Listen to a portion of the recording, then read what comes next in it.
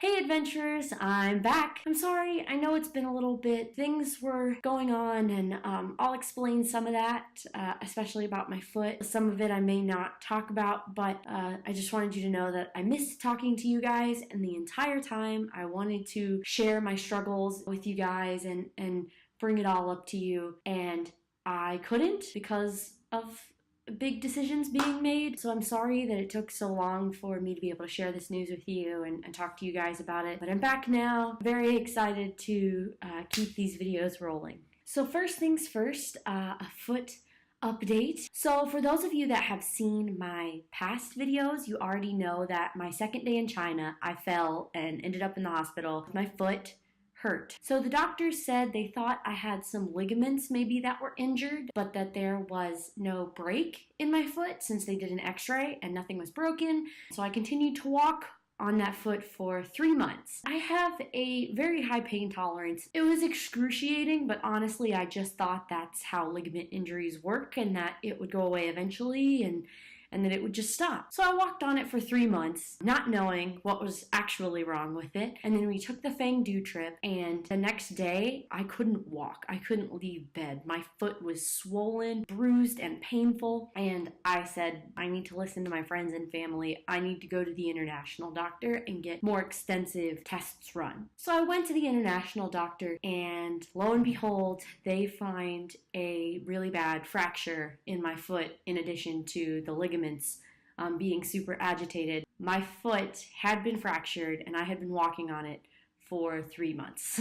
So I've been wearing a shoe boot for about 6 weeks. Walking, it was like a miracle. I was not in excruciating pain anymore. It was life-changing, honestly. I guess I didn't realize how bad the pain was. It's just one of those things where the doctor said I'm fine, I better get over it. So I wore the shoe boot for 6 weeks. I just took it off. I am so thankful to the international doctor. I am so thankful to my friends and my family for convincing me to go in the first place. Now I know my pain tolerance is really, really high, and if I am at a point where I'm thinking about my pain, it's too high.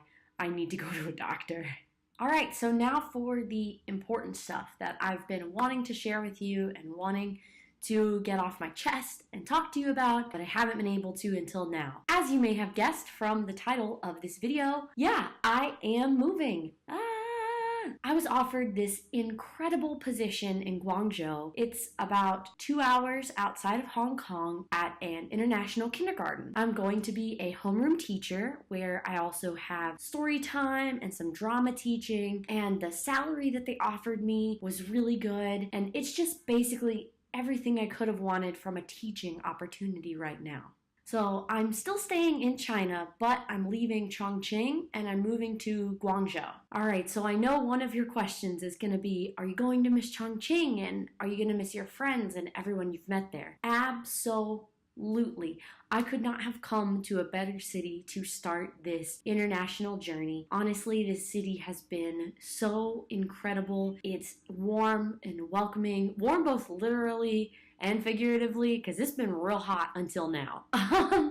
But they are such good people here in Chongqing. And the friends I've made here, the local friends and the international teacher friends that I've made, I know that some of these people I will be friends with for the rest of my life. When Imogen eventually goes back to London and she gets married to her fiance, I will be at that wedding, no matter what I'm doing at the time, what I'm teaching, where I am. I will drop everything and I will go be at that wedding, just like I would be at my best friend back in America's wedding, Kathleen. I would go back home for her in a heartbeat when she gets married one day. You know, I think it's a really important lesson to learn that in the international travel world, it's a revolving door of people. You know, people come in, they teach, they leave, and they go home, they find new opportunities, new amazing things that they want to go do, and people come in and they go out, and you have to decide who you want to stay in your life. And when you do that, that means you keep in contact with them and you keep talking to them. Even through the time zone differences, you still talk to each other and keep up with each other. And in that way, you can keep those international friends in your life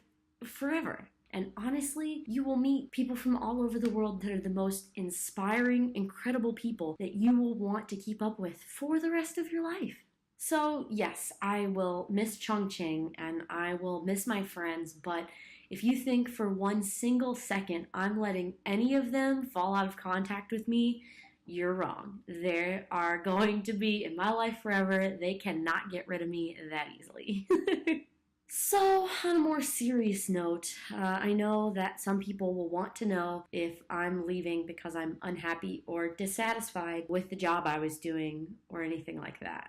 Honestly, I've always had a policy of not going on rants on the internet about a single person or a company or anything like that because it's forever. And, circumstances change, people change, companies change, whatever. So to complain about it on there, I may be complaining about something that happened just specifically to me, or what someone did to me, something happened to me, maybe won't happen to other people, but it will cause them to be prejudiced against that. So just as a personal policy, I don't put that stuff out on the internet to last forever.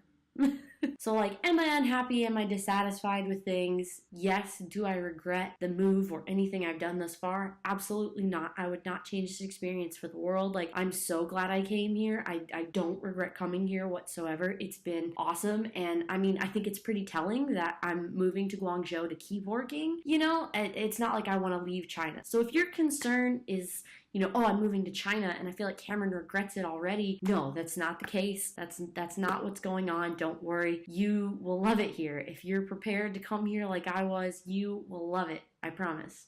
So this next part is a little bit of a cautionary tale for other people who are considering breaking their contract, even if they have this incredible opportunity waiting for them. Breaking your contract with your current company that brought you to China and everything like that, depending on who you're working for and what company it is, that can be so incredibly difficult. I don't recommend it. I know that that's crazy to say as a person who is going to do it right now, but it has been the most stressful, most difficult, most terrifying thing I have ever done. And if you can manage to make it through your contract with your current company, then do it.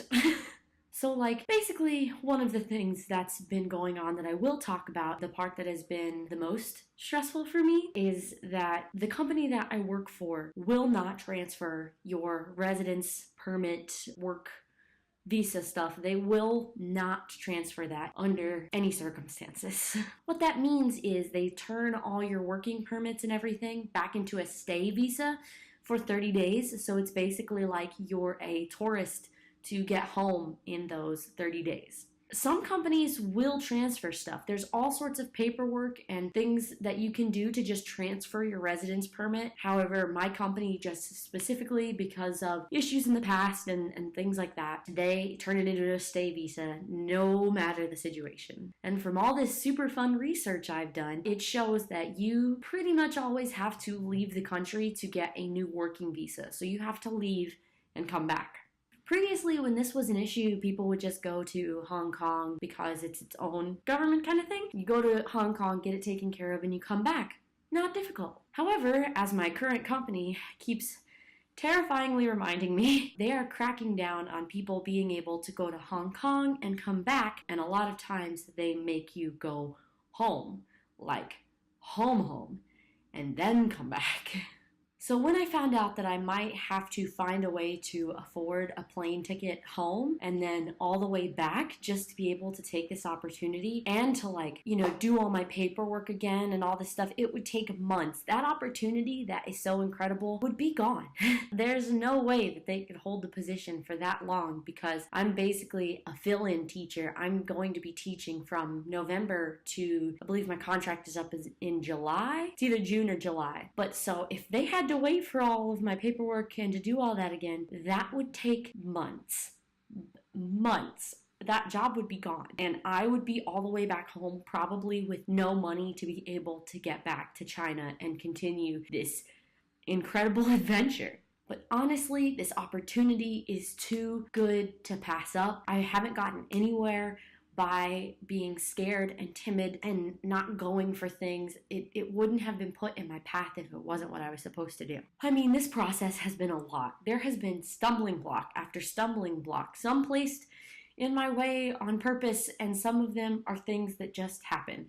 And It's been so much. I've been so stressed and so upset and so afraid and so scared. And that's not who I am as a person. I'm never scared of anything. I packed up my life and I took off, and it was whatever. Like, I was like, yeah, let's do it. Everyone's like, aren't you afraid? Nah, why would I be afraid? And this is the scariest thing for me. I think finally having a taste of this, getting to teach kids abroad and getting to see the world and travel. I finally have this adventure on my hands, and it could all be gone, and I could be back at square one after just 6 months of this experience. That may be what's scaring me the most. Or maybe it's that I'll be homeless in China. I'm not sure. So, I've learned from all this that this is going to be a long process, but that I need to keep living without fear. If I know something is the right move, I just need to go for it and keep pushing ahead, because I have this huge adventure out there in front of me, and I don't need to let anything stand in my way, especially myself. I let myself stand in the way, with my own fears and insecurities about what could be and what might be. So that's what I want to encourage you guys with today. I want you to live without fear today, okay? Go out, take an adventure. You can do anything. Stop focusing on what can go wrong and focus on what can go right. So I love you guys. I will be moving to Guangzhou on November 14th or 15th, depending on the day that I get my visa back. And I will be letting you guys know how it goes, even if it's like this little update on my laptop like I'm doing now instead of with my real camera and my real equipment. But yeah, I love you guys. Thank you for your support. The kind words you guys send me is just incredible. It really keeps me going when I'm living in this fear and this worry and this doubt and all this stuff is happening. You guys keep me going. You say, "Oh, I'm so proud of you," and that fuels me to know that I'm doing what I'm supposed to do out here. It's my purpose. And then other people say they're inspired by me just moving across the world and doing all this crazy stuff, and to know that I'm inspiring people to live their dreams. How could I give up on my own? So I love you guys, and I'll see you in Guangzhou. Pretty exciting. Keep adventuring.